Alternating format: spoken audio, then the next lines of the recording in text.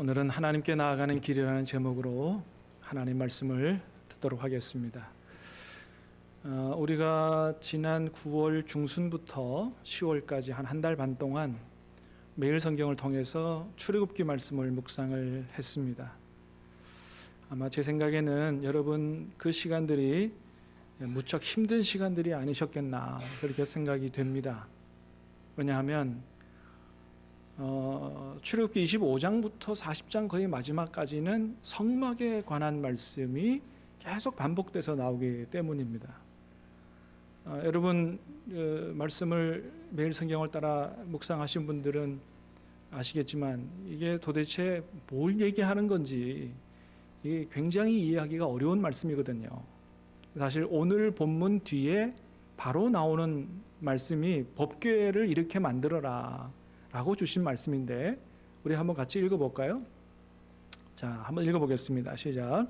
그들은 조각목으로 궤를 짜되 길이는 2규빗 반, 너비는 1규빗 반, 높이는 1규빗 반이 되게 하고 너는 순금으로 그것을 싸되 그 안팎을 싸고 위쪽 가장자리로 돌아가며 금테를 두르고 금고리 넷을 부어 만들어 그 네 발에 달되 이쪽에 2고리 저쪽에 2고리를 달며 조각목으로 채를 만들어 금으로 싸고 그 채를 궤 양쪽 고리에 꿰어서 궤를 매게 하며 채를 궤의 꼬리에 뺀 대로 두고 빼내지 말지며. 법궤에 관한 말씀인데요. 여러분 어때요? 이 말씀을 읽으면 법궤를 이렇게 만들려고 하시는 거구나. 머릿속에 그림이 잘 그려지시나요? 이게 쉽지가 않죠. 목회자들 같은 경우는 성경을 연구하는 어떻게 보면 전문가니까 이거를 다 그림으로 머릿속에 그릴 수 있지만 여러분들은 그러기가 어려울 것입니다. 규빗이라고 하는 자체도 이게 뭘 말하는지 잘 모르실 거니까.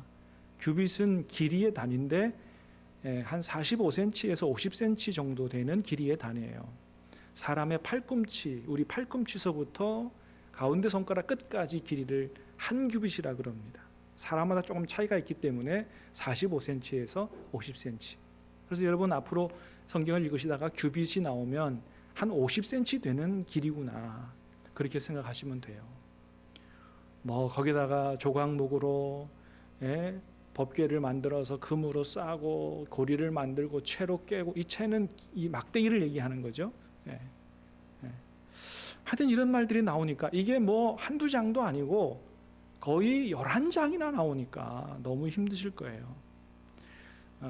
간단하게 구분을 해드리면 출애굽기 25장부터 아까 금방 그 전에 나온 파워포인트를 보면 31장까지가 성막을 이렇게 만들어라 하는 제조법을 알려주는 설계도를 보여주는 거예요.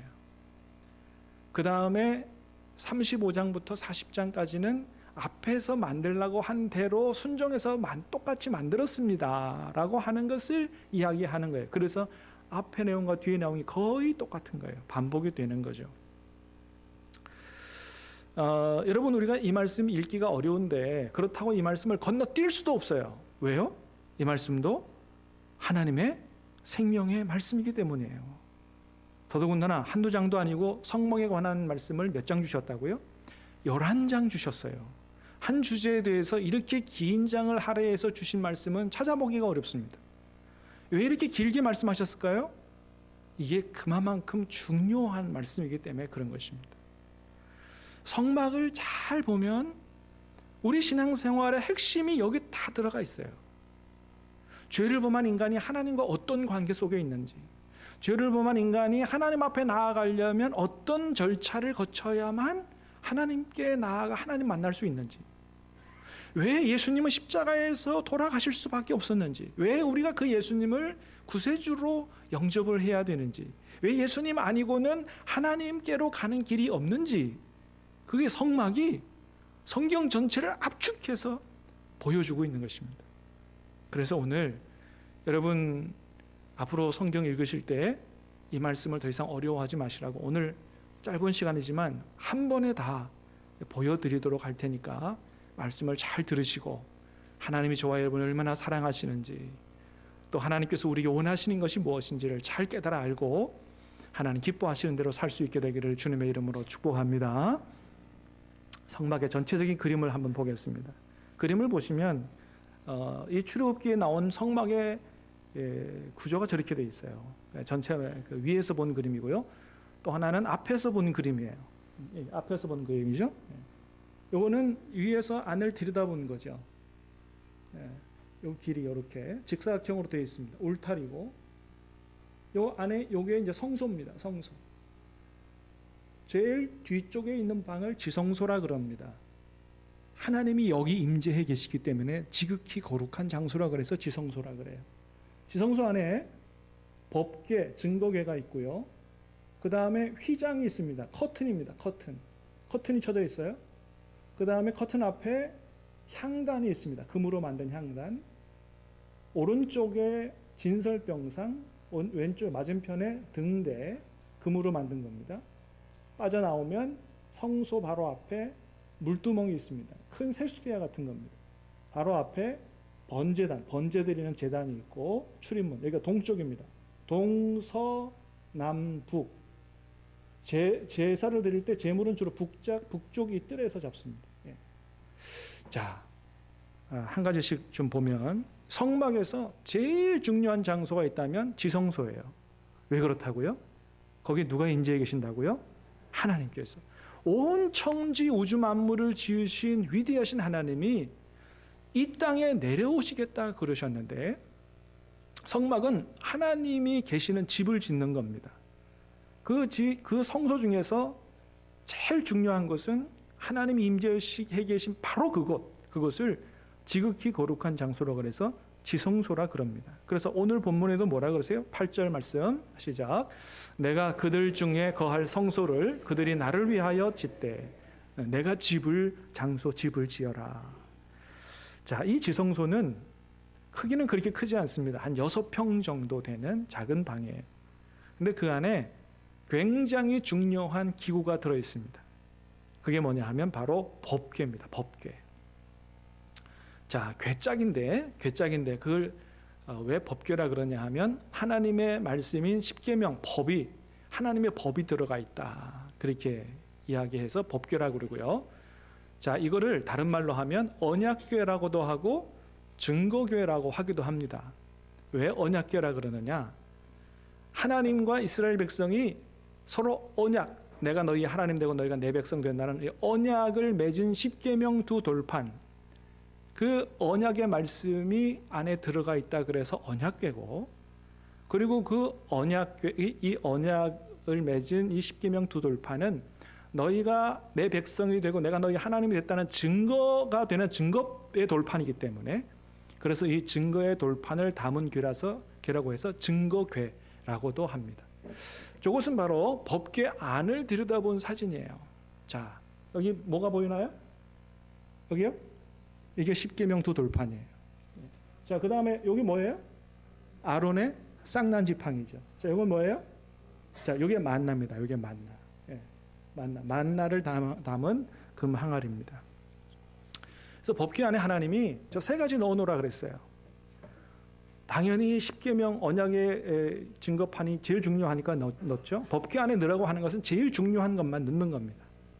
자, 그 다음에 들어가 있는 게 뭐라 그랬어요?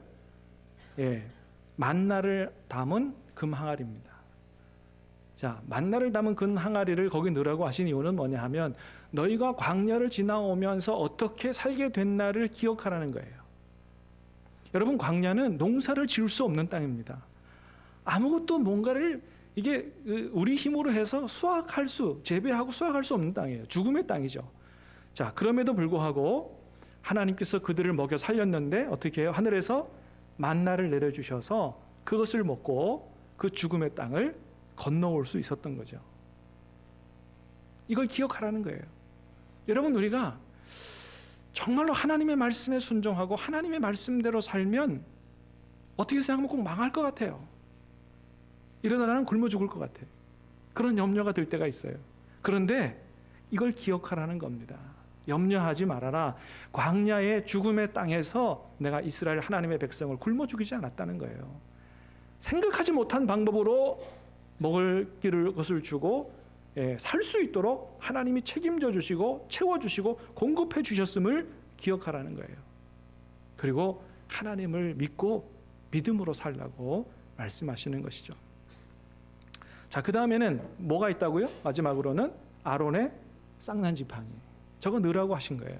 이유는 뭐냐 하면 하나님이 세우신 권위에 도전해서 공동체의 질서를 어지럽히는 게 얼마나 하나님 앞에 큰 죄인가를 기억하도록 하기 위해서 그렇게 하신 거예요.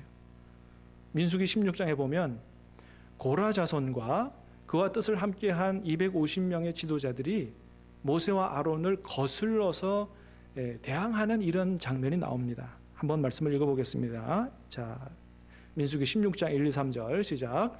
레위의 증손 고핫의 손자 이스할의 아들 고라와 르우벤 자손 엘리압의 아들 다단과 아비람과 벨레스의 아들 온이 당을 짓고 이스라엘 자손 총회에서 택함을 받은 자 곧 회중 가운데에서 이름 있는 지휘관 250명과 함께 일어나서 모세를 거스르니라.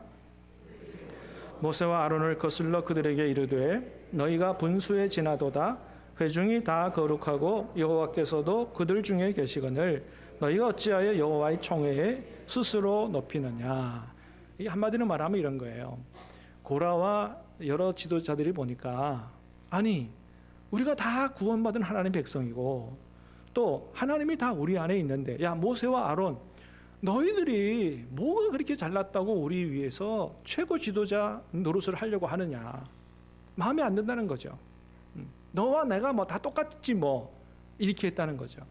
하나님이 그것을 듣고 화가 나셨다는 거예요. 그래서 과연 누가 이 이스라엘 백성의 영적 지도를 위해서 하나님이 친히 세운 최고 지도자인지를 하나님이 보이시겠다 그렇게 말씀하셔서 고라 자손 함께한 지도자들 모세 아론 다 금 향로를 가지고 하나님 앞에 나와라 그렇게 말씀하셨어요. 그러고서는 고라와 함께한 그 일당이 하나님께서 땅을 갈라서 그게 빠져서 하나님께서 심판하시는 그런 내용이 나옵니다. 얼마나 무서운 내용인지 모르죠. 예. 자, 그리고 그 다음에 하나님이 아론 택한 것을 보여주시기 위해서 모든 이스라엘 지파에게서 지팡이 하나씩을 갖다가 하나님의 법궤 앞에 두라. 누가 하나님이 택한 지팡이인지를 보이겠다. 그래서 12개의 지팡이 중에서 하룻밤 지나고 나니까 아론 지팡이에만 꽃이 피고 살구 열매가 맺히는 것을 보여주시면서 하나님께서 아론 지파를 특별히 택하셨다는 것을 보여주신 거예요. 그리고 그것을 저 법궤 속에 넣게 하시고 하나님이 특별히 세운 영적 권위에 도전해서 공동체를 어지럽히는 이런 일을 절대로 하지 못하도록 하나님께서 그렇게 하셨던 것이죠. 그래서 저 세 가지를 법궤 안에 넣고 이제 뚜껑을 닫는데 이 뚜껑이 대단히 중요한 뚜껑입니다. 자, 법궤는 조각목으로 나무로 만들어서 금으로 쌌어요. 자, 그런데 이 뚜껑은 완전히 순금 덩어리로 만들어졌습니다. 왜냐하면 바로 그곳에 하나님께서 임재해 계시기 때문에 그래요. 그러니까 하나님의 방석이라 그럴까요? 그것이 바로 하나님께서 임재하시는 것이에요. 그래서 그것을 뭐라고 불렸냐 하면 속죄소라고 불렀습니다. 한번 따라할까요? 속죄소. 죄를 용서하시는 장소라는 뜻이에요. 자, 우리 하나님은 어떤 하나님이에요? 죄를 용서해 주시는 하나님이신 것을 보여주죠. 그래서 저 장소를 시은좌라고도 했어요. 은혜를 베푸는 장소다. 그래서 시은좌라고도 했고요. 바로 저곳에서 하나님께서 내가 너와 만나고 이스라엘 백성들이 행할 것을 내가 들려주겠다고 하나님의 음성을 듣는 장소가 바로 저 장소예요. 자, 저걸 그림으로 보면 바로 저겁니다. 법궤 위에 뚜껑이 완전히 금으로 되어 있고요.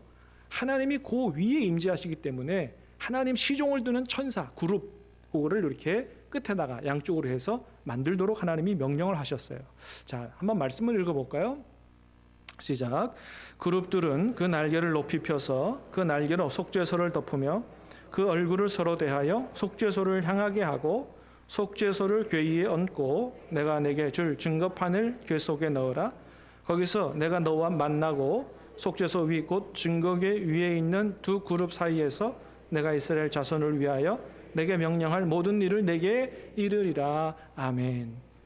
그림을 보고 이 말씀을 읽으니까 이해가 되십니까? 네. 그래서 이 지성소 안에는 바로 하나님이 임재해 계시는, 그리고 가장 중요하다고 말씀하시는 이 세 가지가 담겨 있는, 법궤가 있는 가장 중요한 장소가 바로 지성소입니다. 두 번째는 지성소 바로 앞에 있는 지성소 휘장이에요. 자, 지성소 휘장은 지성소 바로 앞에 있는 요거를 말합니다. 요거. 자, 요거를 그림으로 보면 요게 성소고, 저 뒤에 있는 게 지성소고, 성소와 지성소를 구분하는 큰 커튼입니다. 하나님 가까이 있기 때문에 그룹이라고 하는 천사의 문양으로 만들어졌습니다. 얼마나 질기게 만들어졌는지 황소한테 매달아서 잡아당겨도 찢어지지 않을 정도로 굉장히 견고하게 화려하게 만들어졌습니다. 자, 이건 뭘 얘기하는 거냐 하면, 하나님이 계시는 지성소에는 어느 누구나 함부로 나아갈 수 없다. 죄인인 인간과 하나님, 거룩하신 하나님과는 만날 수 없는 이런 그 간격이 있고 장애가 있다. 예, 이거를 보여주는 거예요. 단절되어 있다는 것을 보여주는 겁니다. 그래서 하나님께서 하나님 앞에 지성소로 들어오라고 택함 받은, 은혜를 받은 이 대제사장도 언제나 나갈 수 없고 1년에 딱 한 번, 하루만 나갈 수 있습니다. 이스라엘 백성의 모든 죄를 용서받기 위해서 제사를 드리는 대속죄일 7월 10일 하루만 들어갈 수 있습니다. 아무리 대제사장이라도 자기 죄를 용서받기 위한 제사를 따로 드리지 않고 나아갔다가는 그냥 그 앞에서 죽임을 당합니다. 하나님의 명령이에요. 자, 그런데 이 무서운 지성소, 그 지성소를 가리고 있는 이 휘장이 예수님이 십자가에 달려 돌아가실 때 위에서부터 아래까지 쫙 찢어졌다는 거예요. 마태복음의 말씀을 한번 읽어보겠습니다. 시작. 예수께서 다시 크게 소리 지르고 영혼이 떠나시니라. 이에 성소 휘장이 위로부터 아래까지 찢어져 둘이 되고, 그렇습니다. 예수님이 십자가에서 모든 걸 다 이루셨다고 돌아가셨을 때 이 지성소 휘장이 위에서부터 아래까지 쫙 찢어졌다는 거예요. 사람의 힘으로 찢을 수 없어요. 소의 힘으로도 찢을 수 없어요. 그런데 예수님 돌아가실 때 이게 저절로 찢어졌다는 거예요. 누가 찢으셨다는 겁니까? 하나님이 찢으셨다는 거예요. 그래서 저 지성소 휘장을 예수님의 육체라고 신약성경에서 얘기하는 거예요. 십자가에서 예수님이 몸이 찢어질 때 바로 저것이 찢어지고, 예수님이 우리 죄를 대신 짊어지시고 우리 죄를 해결하고 돌아가심으로 말미암아 하나님과 죄인 사이를 가로막고 있는 이 지성소 휘장이 찢어져서 이제는 누구든지 예수님을 믿고 예수님의 피의 공로를 의지하는 사람은 누구든지 하나님 앞에 직접 들어가 하나님을 만나고 그 속에서 하나님의 음성을 들을 수 있는 이런 놀라운 축복이 열렸다는 것을 말씀해 주는 겁니다. 할렐루야.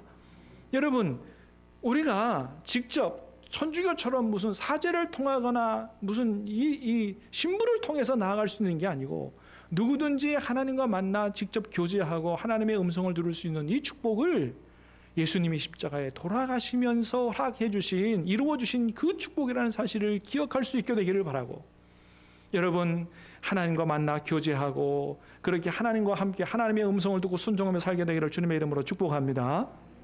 그래서 예배드리러 올 때도 왔다가 뜰만 밟고 가지 마시고 하나님이 임재해 계신 지성소로 들어가 하나님을 만나고, 설교를 듣더라도 설교만 듣고 끝나지 말고 말씀을 통하여 하나님의 음성 듣고 그 기쁨을 가지고 돌아갈 수 있게 되기를 주님의 이름으로 축복합니다.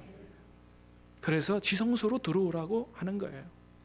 자, 그 다음에 분향단입니다.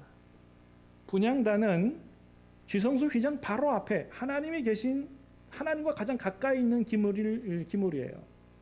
분향단, 금향단, 금으로 싸서 금향단이라 그러고, 저 지성소 휘장 바로 앞에 있는 이게 분향단입니다. 한마디로 말하면 저기 앞에서 향을 살라 올려서 하나님을 기분 좋게 해드리는 이게 바로 분향단입니다. 자, 이 향은 요한계시록에 가보니까 바로 우리 성도들의 기도라고 말씀하고 있죠. 요한계시록 5장 8절 말씀 같이 읽어봅니다. 시작.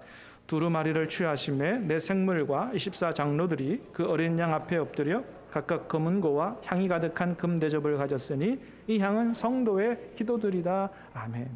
여러분, 오늘 우리 기도가 하나님 앞에 천사의 금 대접에 담겨서 올라가는 하나님 기뻐하시는 향인 줄로 믿으시기를 바랍니다. 하나님 앞에 기도의 향을 많이 살라 올려드리시기를 바랍니다. 여러분, 냄새는 다 좋은 것만 있는 건 아니잖아요. 썩은 냄새, 악취나는 것도 있죠. 그런데 향이 돼야 된다. 여러분, 우리가 정욕을 따라 탐욕을 따라 하나님 앞에 기도하지 말고 그것보다 예수님처럼 하나님의 뜻이 우리 가운데 이루어지기를 위해서 기도하는 예수님 기도 닮아가심으로 말미암아 우리의 기도가 하나님 정말로 기뻐 흠향하시는 그런 기도가 다 되시기를 주님의 이름으로 축복합니다. 그 다음에 떡상이에요. 떡상은 성소에서 들어가면 오른쪽에 북쪽에 있습니다. 진설병상이라고도 합니다. 왜냐하면 떡을 진설에 놨다. 그래서 진설병상이라고 그러고 떡상이라고도 얘기합니다. 자, 요거는 히브리어로 레헴파님이라 그래요. 레헴이라고 하는 말은 떡이라는 의미예요. 베들레헴 할 때 레헴이 떡이죠.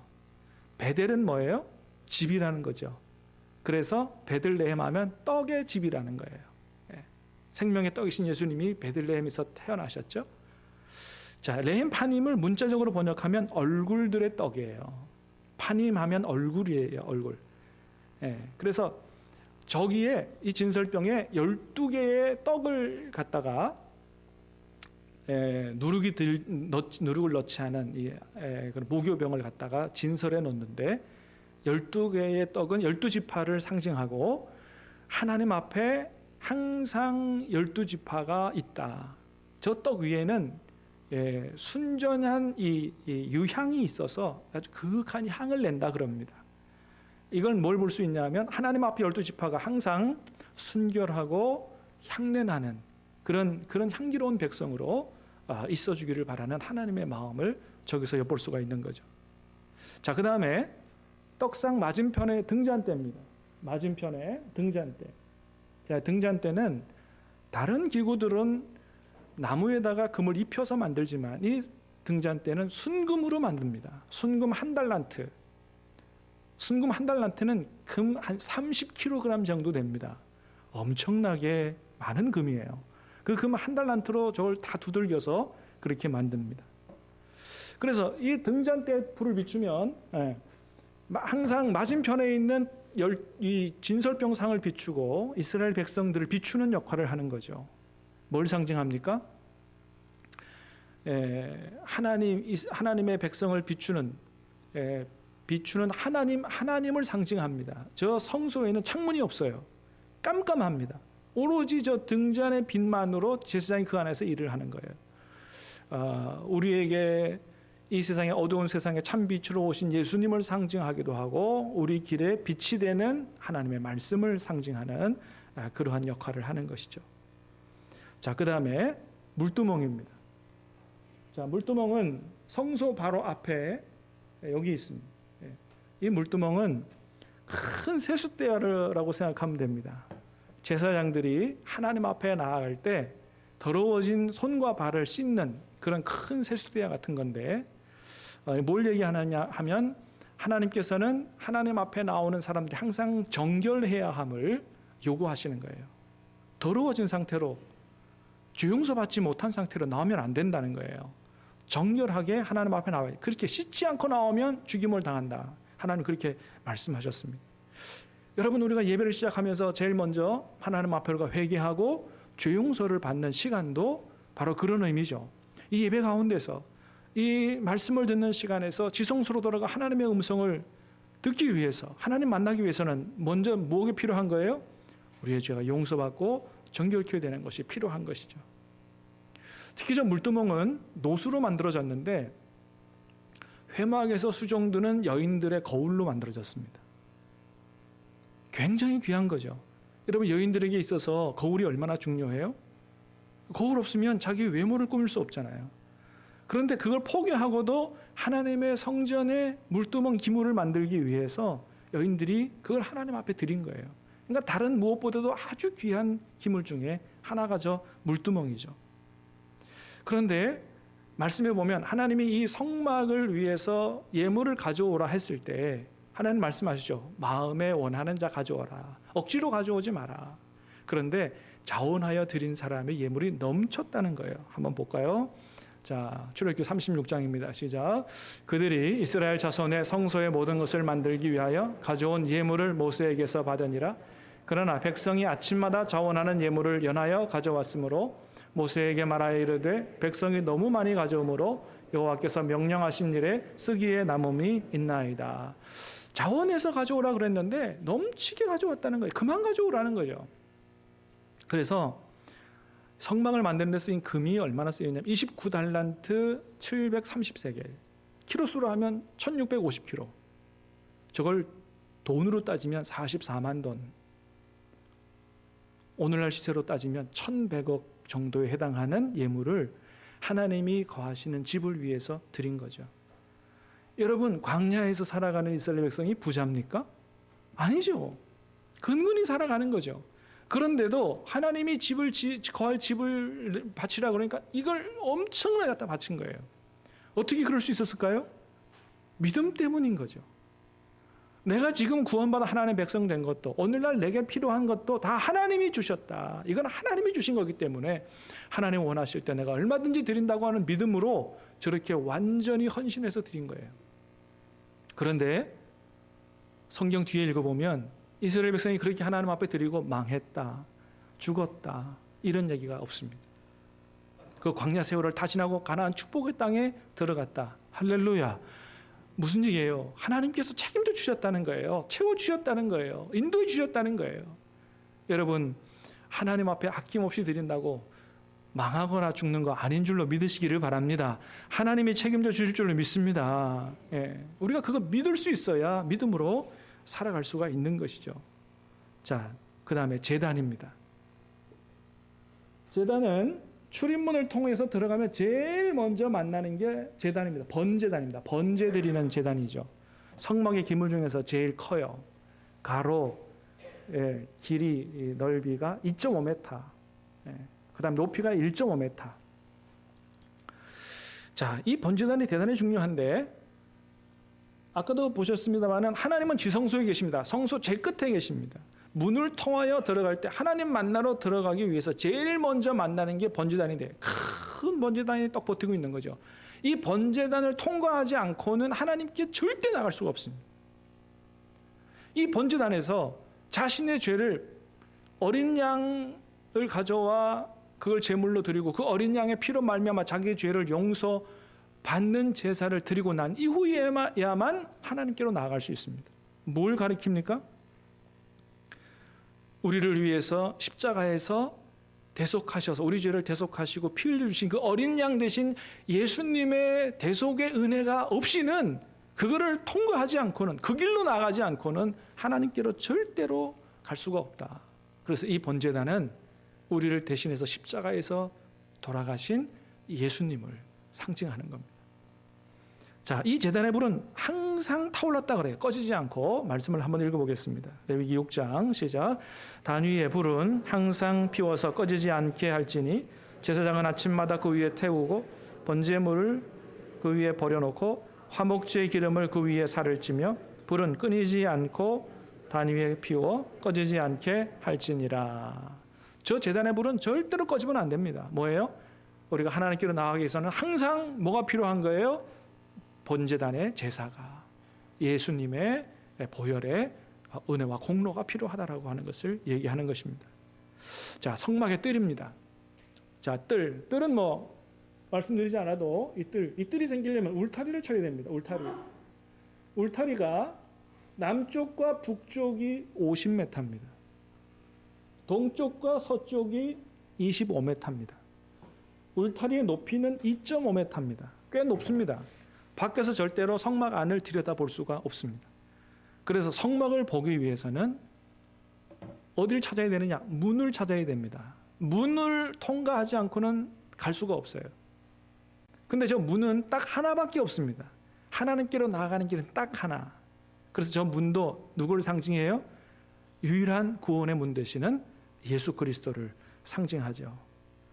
자,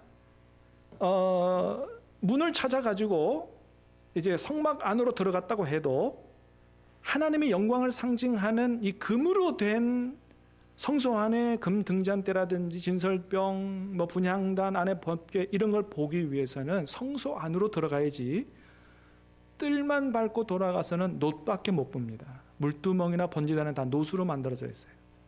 그래서 여러분 뜰만 밟고 돌아가지 말고 어디로 들어가라고요? 지성소로 들어가야 된다. 지성소로 들어가기 위해서는 예수님을 통과해야 된다는 것을 말하고 있는 것입니다. 자, 출입문 보겠습니다. 제일 동쪽에 출입문입니다. 자, 출입문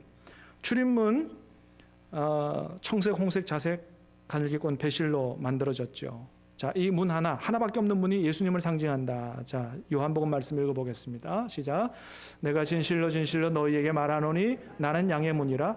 내가 문이니 누구든지 나로 말미암아 들어가면 구원을 받고. 예수님이 양의 문이라 그랬어요. 그래서 저 문도 가만히 생각해 보면 4가지 색실로 만들어졌는데 예수님 상징하는 것이 아닌가 싶은 생각이 들어요. 청색은 하늘색이죠. 하늘로부터 오신 분이에요. 자색은 왕을 가리키는 왕 대신 예수님. 홍색은 예수님의 보혈이고요.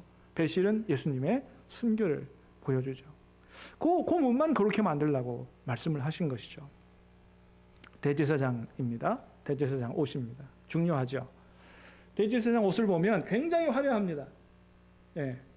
저 대제사장 옷은 4가지 색실에 하나 더합니다. 금실이 포함되어 있습니다. 금이 포함된 옷입니다. 그래서 마치 왕을 생각하는 왕 같은 제사장이라고 얘기하는 거고, 대제사장의 특권과 영광을 잘 보여주는 그런 옷이 바로 저 옷이에요.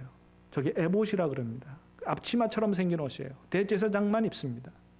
근데 나중에 저 옷을 누가 입어요? 아론이 입죠. 여러분, 아론은 어떤 사람이에요? 모세가 시내산에 십계명 받으러 올라갔을 때 밑에서 황금 송아지 우상 만든 사람이에요. 하나님 앞에 죽어마땅한 사람이에요. 그런데 하나님이 나중에 아론에게 그런 은혜를 베푸시죠. 여러분, 우리는 하나님 앞에 이 시대의 왕 같은 제사장으로 세워진 사람들이에요. 우리가 하나님 앞에 일꾼으로 된 거 우리가 자격이 있어 된 게 아닙니다. 하나님께서 우리에게 은혜 베푸신 거예요. 전적인 은혜인 줄로 믿습니다. 은혜에 감사하고 사명 잘 감당할 수 있게 되기를 주님의 이름으로 축복합니다. 그리고 대제사장 옷을 보면 저기 앞에 이게 흉패입니다. 흉패에 12가지 보석을 갖다가 부착하고 한 지파에 한 지파 이름을 도장을 새김같이 새겨놓습니다. 제사장은 하나님 앞에 나아갈 때 앞에 12지파의 이름을 새기고 앞에 나아갑니다. 뭘 보여줍니까? 하나님께서 하나님의 백성을 얼마나 존귀하게 여기시는지, 또 도장을 새김같이 새긴다는 절대로 내가 너희를 잊지 않겠다라고 하는 하나님의 뜻을 보여주는 것이죠. 자, 견대 볼까요? 어깨에 맨 견대입니다. 여기는 호마노 보석으로 6지파 이름이 새겨져 있습니다. 그래서 대제사장이 하나님 앞에 나갈 때 12지파를 가슴에 품고 12지파를 어깨에 메고 하나님 앞에 나아갔던 거예요. 여러분, 대제사장이신 예수님께서 하나님 앞에 나아갈 때 우리 이름을 가슴에 새기고 어깨에 메고 그렇게 나아가서 기도하고 사명을 감당하셨다는 것입니다. 이 시대의 왕 같은 제사장으로 삼아주신 우리들의 전도 대상자들의 이름을 가슴에 품고 어깨에 메고 예수님처럼 하나님 앞에 나아가 기도해야 되는 것을 잘 보여준다고 할 수 있겠습니다. 자, 하나님께서 이렇게 성막을 지으라고 말씀하셨어요. 근데 그대로 지었다고 말씀했습니다. 순종해서 졌더니 하나님께서 어떻게 하셨느냐. 그 다음에 출애굽기 40장입니다. 시작. 구름이 회막에 덮이고 여호와의 영광이 성막에 충만하며 모세가 회막에 들어갈 수 없었으니 이는 구름이 회막 위에 덮이고 여호와의 영광이 성막에 충만함이었으며, 하나님의 말씀대로 순종해서 만들었더니 하나님이 그 가운데 충만하게 임재하셨다는 거예요. 할렐루야. 여러분, 하나님께서는 말씀대로 세워지는 교회, 말씀대로 살아가는 성도를 기뻐하시고 충만하게 임재하시고 영광을 나타내 보여주실 줄로 믿습니다. 우리 교회 안에 늘 하나님의 영광이 충만할 수 있게 되기를 주님의 이름으로 축복합니다. 우리 주님께서 십자가에 달리셔서 하나님께로 나아가는 길을 활짝 여셨습니다. 주님의 이름, 주일의 보혈을 의지하고 늘 하나님의 임재 가운데서 주님 만나고 주님과 함께 하나님의 음성을 듣고 순종하며 살아가는, 그거는 저와 여러분 다 되시기를 주님의 이름으로 축복합니다. 우리 찬양하고 기도하겠습니다.